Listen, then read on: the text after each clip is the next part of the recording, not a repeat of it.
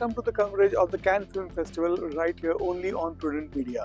My name is Sachin Chatte, and for the next 10 days or so, I'll be bringing you all the news from the most happening film festival in the world. The 78th edition of the Cannes Film Festival got underway. Well, there was politics, there was dress code, and of course there was a lot of talk about cinema. There's no other festival in the world that is known for what people wear on the red carpet, what kind of movies are shown, and of course the politics of it.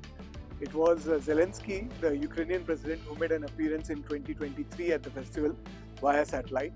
And of course last year we saw Mohammad Rasulov, the Iranian filmmaker, who managed to escape from Iran on foot, and he made his first public appearance at the Cannes Film Festival after escaping from Iran.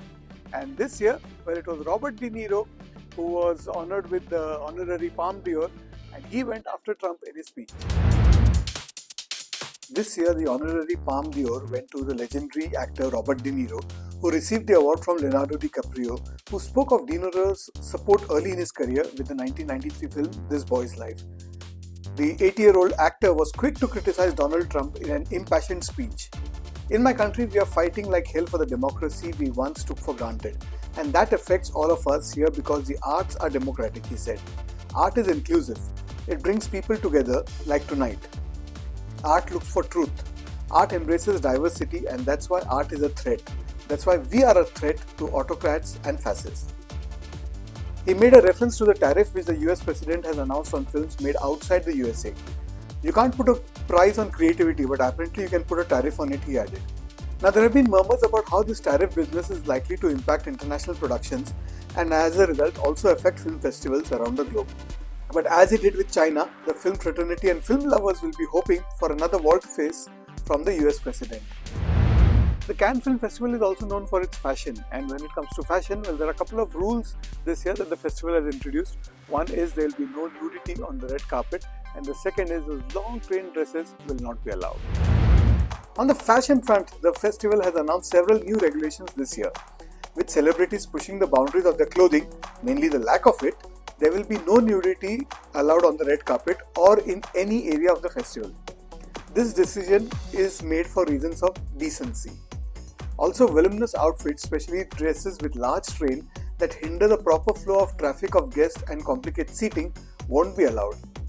These measures seem sensible, but they will also keep the fashion police more busier than ever.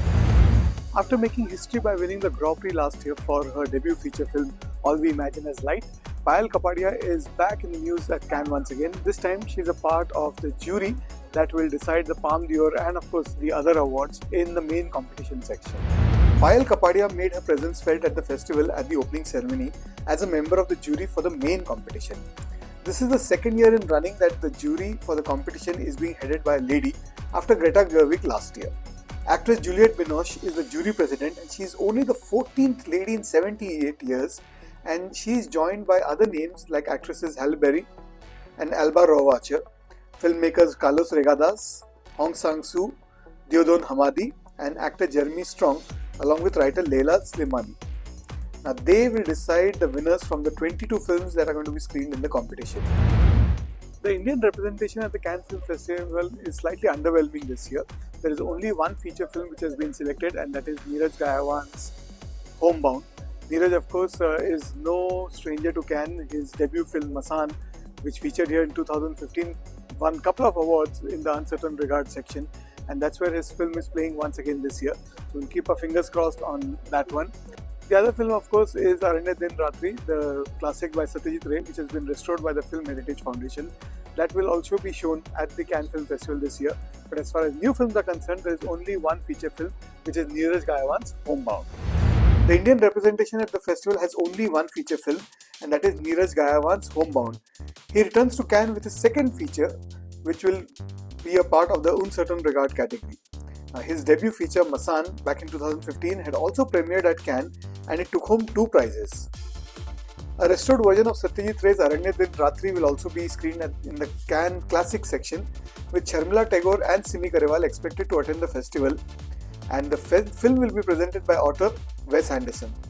The film is restored by the Film Heritage Foundation led by Shivendra Singh Dungarpur, and their efforts are being regularly showcased at Cannes lately. As De Niro said in his speech, tonight and for the next 11 days, We show our strength and commitment by celebrating art in this glorious festival. I'd only say amen to that. We'll bring you all the action as it unfolds here at the Cannes Film Festival. Till then, stay tuned to Prudent Media.